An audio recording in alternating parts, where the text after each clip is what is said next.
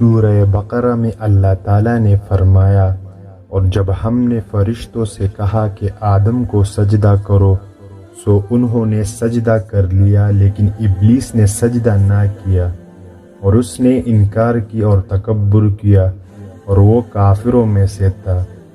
جب ابلیس نے حضرت آدم علیہ السلام کو سجدہ کرنے سے انکار کر دیا اور اللہ تعالیٰ کے حکم کو نہ مانا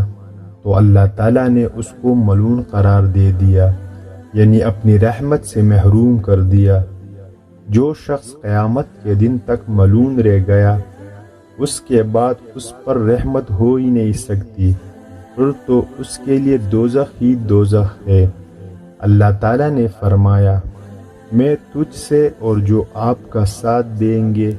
دوزخ کو بھر دوں گا۔ جب ابلیس نے سجدہ کرنے سے انکار کر دیا تو اللہ تعالیٰ نے ارشاد فرمایا کہ اے آدم، بلا شبہ یہ تیرا اور تیری بیوی کا دشمن ہے، سو یہ ہرگز تم کو جنت سے نہ نکلوا دے، پھر تم مصیبت میں پڑ جاؤ گے۔ سورہ بقرہ میں ارشاد ہے، اور ہم نے کہا اے آدم، تم اور تمہاری بیوی جنت میں رہا کرو اور اس میں سے خوب کھاؤ جہاں سے چاہو، اور نہ قریب جانا اس درخت کے، ورنہ تم دونوں ظلم کرنے والوں میں سے ہو جاؤ گے۔ اللہ تعالیٰ نے حضرت آدم علیہ السلام سے فرما دیا تھا کہ دیکھو یہ ابلیس تمہارا دشمن ہے، تم دونوں کو جنت سے نہ نکال لے۔ ادھر شیطان نے بھی دشمنی پر کمر باندھ لی تھی، حضرت آدم علیہ السلام اور ان کی بیوی کو تکلیف پہنچانے کا پکا ارادہ کر چکا تھا۔ چنانچہ اس نے حضرت آدم علیہ السلام سے کہا کہ دیکھو تم کو اس درخت کے کھانے سے اس لیے روکا گیا ہے کہ جو کوئی شخص اس درخت میں سے کھا لے گا وہ ہمیشہ یہی رہے گا، اور جو بادشاہی یہاں حاصل ہے اس میں کبھی کوئی کمی نہیں آئے گی۔ اور اس نے یہ بھی کہا کہ تم دونوں کو تمہارے رب نے اس درخت کے کھانے سے اس لیے روکا ہے کہ اس کو کھا کر فرشتے ہو جاؤ گے اور ہمیشہ ہمیشہ کے لیے زندہ رہو گے۔ شیطان کے سمجھانے بجانے اور قسم کھانے سے دونوں میاں بیوی نے اس درخت سے کھا لیا جس سے منع فرمایا گیا تھا، اور وہ ان کو فریب دے کر نیچے اتارنے میں کامیاب ہو گیا۔ اللہ تعالیٰ نے ان کو پکار کر فرمایا کہ میں نے تم کو اس درخت سے منع کیا تھا، اور کیا میں نے یہ نہیں کہا تھا کہ شیطان تمہارا کھلا دشمن ہے؟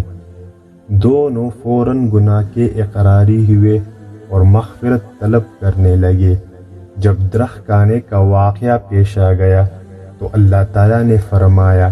کہ تم یہاں سے اتر جاؤ، زمین میں جا کر رہو،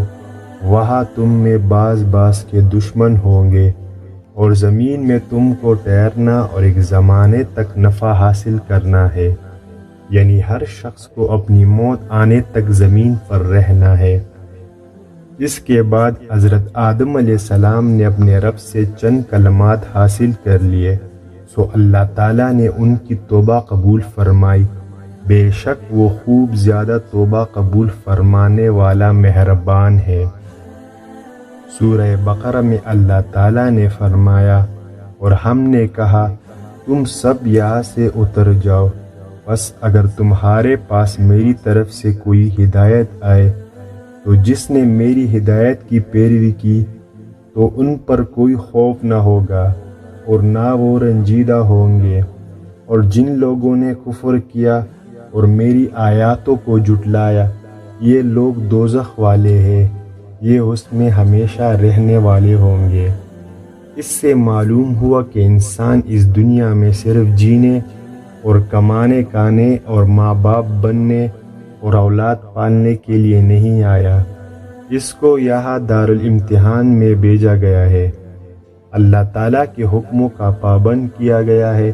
اور یہ احکام اللہ تعالیٰ کے پیغمبروں اور کتابوں کے ذریعے پہنچا ہے۔ ان احکام پر عمل کرنا اسے واپس جنت میں لے جائے گا اور وہی مقام بلند اور برتر مل جائے گا۔